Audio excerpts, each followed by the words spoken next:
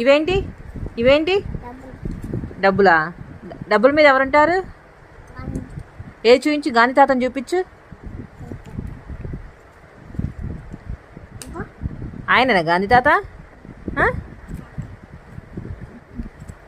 AD Gandhi తాత? ఒకటి ఇవ్వమ్మా ప్లీజ్ డాడీ, చాక్లెట్స్ కొనుక్కుంటా. Please daddy, please please please please.